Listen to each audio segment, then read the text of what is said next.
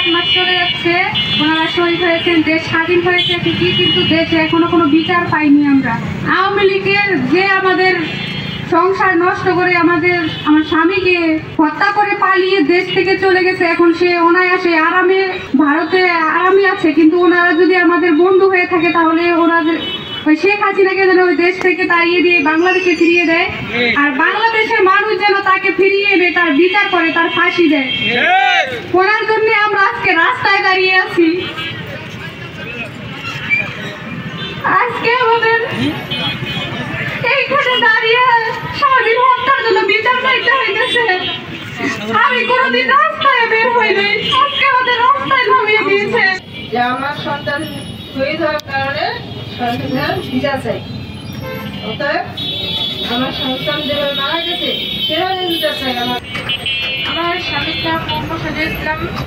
আমার স্বামী শহীদ হয়েছে, খুনি শেখ হাসিনা আমার স্বামীকে হত্যা করেছে এবং হত্যা করে দেশ থেকে পালিয়ে গেছে। আমি আপনাদের কাছে একটাই অনুরোধ করবো, একটা দাবি জানাবো, আওয়ামী লীগের যাতে নিষিদ্ধ হয়ে যায়, ওদের যাতে কোনো চিহ্ন থাকে না, এবং খুনি হাসিনাকে যাতে ভারত থেকে ফিরে এনে ওদের ফাঁসি হয়। হয়েছে বিশ্বের বর্তমানে বিশ্বের পরিস্থিতিতে এমন কোন শাসক নেই ক্ষমতার চেয়ারকে টিকিয়ে রাখার জন্য এত নিরীহ ছাত্রকে শহীদ করা হয়।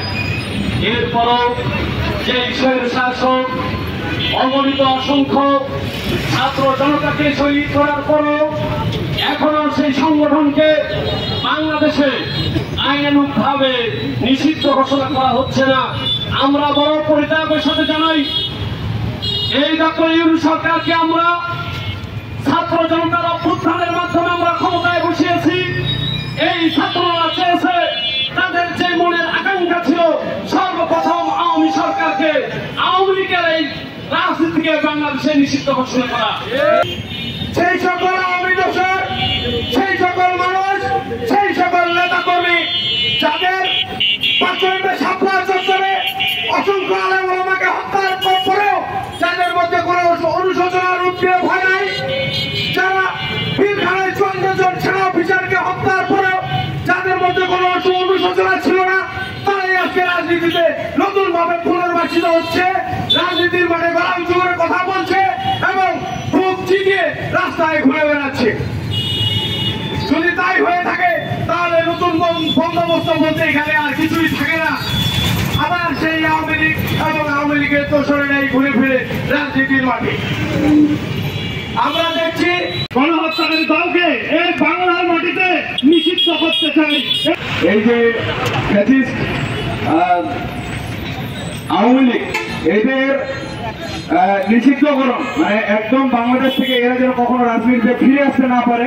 আমি সরাসরি বলে দিতে চাই, যাদের রক্তের উপর দাঁড়িয়ে আজকে এই যে স্বাধীন হয়েছে, যাদের রক্তের দাগ এখন শুকায় নাই, তাদের এখনো চিকিৎসার অভাবে মারা যাচ্ছে এবং তাদেরকে এখনো যারা আওয়ামী লীগের নিষিদ্ধ না করে পুনর্বাসনের চেষ্টা করছে, তাদের উদ্দেশ্যে আমি বলতে চাই, আপনারা অতি দ্রুত খুনি হাসিনাকে দেশে ফিরিয়ে আনে তার বিচার কার্যক্রম পরিচালনা করুন।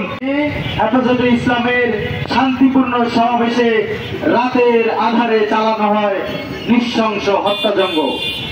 সরকারি হিসেবে মৃতের সংখ্যা জানা না গেলেও বিভিন্ন মানবাধিকার সংস্থার মতে এই ঘটনা কয়েক হাজার নিরীহ মানুষ প্রাণ হারিয়েছিলেন।